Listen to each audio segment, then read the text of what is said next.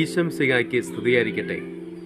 വിശുദ്ധ യോഹന്നാന്റെ സുവിശേഷം അതിന്റെ 8-ാം അധ്യായത്തിൽ പാപിനിയായ ഒരു സ്ത്രീയെ കല്ലെറിയാൻ ജനങ്ങളെല്ലാം കല്ലുകൾ എടുത്തപ്പോൾ ഈശോ നിങ്ങളിൽ പാപമില്ലാത്തവൻ അവളെ കല്ലെറിയട്ടെ എന്ന് പറഞ്ഞപ്പോൾ അവിടെ നിന്ന് എല്ലാവരും തന്നെ കല്ലുകൾ താഴെയിട്ടു. കാരണം നീതിമാനായി ഒരുവൻ പോലും അവിടെ ഇല്ലായിരുന്നു. സ്നേഹമുള്ള സഹോദര സഹോദരി, നീ മദ്യപാനിയാണോ? ജഡിക പാപത്തിന്റെ അടിമയാണോ? നിന്നെ രഹസ്യമായും പരസ്യമായും പലരും ശിക്ഷിക്കുന്നുണ്ടോ? എങ്കിൽ നീ വിഷമിക്കണ്ട. നിന്നെ ഈശോ വിളിക്കുന്നു. ഈശോ പാപത്തെയാണ് വെറുക്കുന്നത്, പാപിയെയല്ല. പാപികൾക്ക് വേണ്ടിയാണ് ഈശോ മരിച്ചത്. നീ ഈശോയിലേക്ക് തിരിച്ചു വന്നാൽ നിന്നെ ഈശോ രക്ഷപ്പെടുത്തും. യേശയ്യാ 44:22 കാർമേഘം പോലെ നിന്റെ തിന്മകളെയും മൂടൽമഞ്ഞ് പോലെ നിന്റെ പാപങ്ങളെയും ഞാൻ തുടച്ചു നീക്കി. എന്നിലേക്ക് തിരിച്ചു വരിക, ഞാൻ നിന്നെ രക്ഷിക്കും. ആമേൻ.